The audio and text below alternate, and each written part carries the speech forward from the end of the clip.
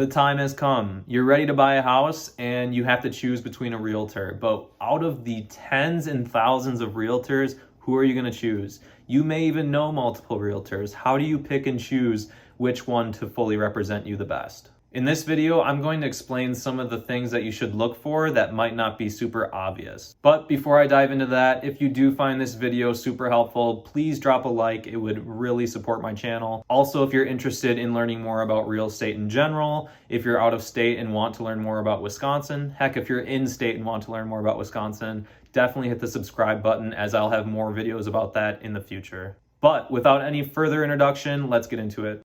So when it comes to picking a realtor, obviously you want someone who knows what they're doing. That kind of goes without saying. This is one of your most important purchases you'll ever make. So you want to be protected by someone who knows what they're doing. But have you thought about the time that they can devote to you? And what I mean by that is there are agents out there who this is their part-time job. They're not a full-time agent, and they just do this kind of on the side. However, if you want someone to fully represent you, be there when it's convenient for you, not convenient for them, I really think it's important to have someone who this is their full-time job. Like I said, it's nothing against the agent if they need to have a second job and this is kind of on the back burner for now.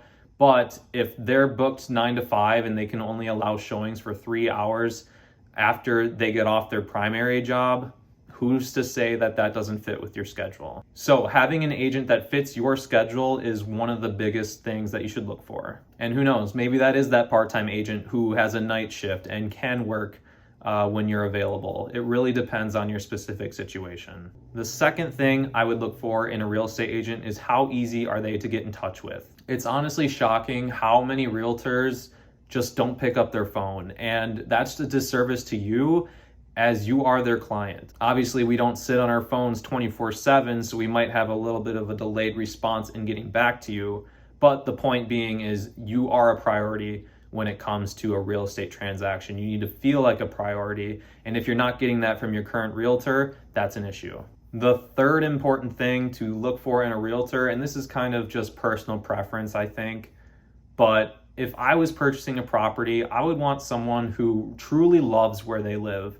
And I'll put that in an example. So I was up in a different area in the Fox Valley part of Wisconsin. I knew it wasn't where I wanted to live long term, but I still liked the area. I just wasn't fully in love with it. Ever since I moved down to Madison, I found myself just really getting in tune with the culture here, loving the areas of Madison, really talking highly of Madison and the whole area around it. So if you have a realtor that you can tell doesn't really love the area that they live in, they hope to move out of state at some point, and they're not really advocating for a space that you're looking to move into, it doesn't really open up the door for asking best places to go, best things to do outside of your home, because let's face it, you don't move just for the house, you move for the area in general. So a realtor who really loves their area is an important thing, so you can find out more information on the areas and what are some fun things to do. So we got availability, communication, loving the area, and I think another important thing, so this would be number 4, and this is arguably the most important thing, it's really how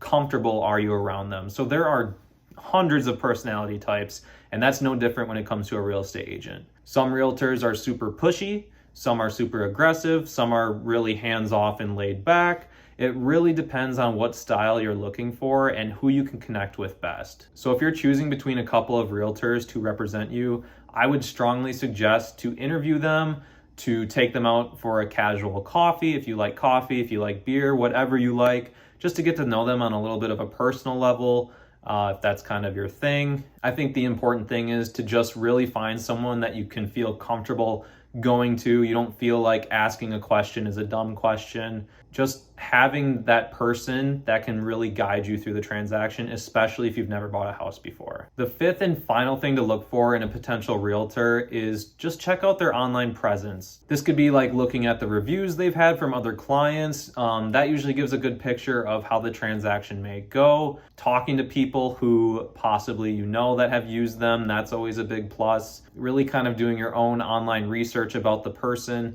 that's going to be representing you, because like I said, this is one of the most, if not the most important financial decision of your life. So it's important having the right realtor represent you. Those are just 5 of some of the most important things I would look for in a realtor. If you have any further questions, comments, concerns, my information will be in the description below. You can always comment on this video. I will definitely get back to you that way as well. And if you are thinking about making a move to anywhere in Wisconsin, let me know. I can certainly help you out. But until then, I will see you guys in the next video.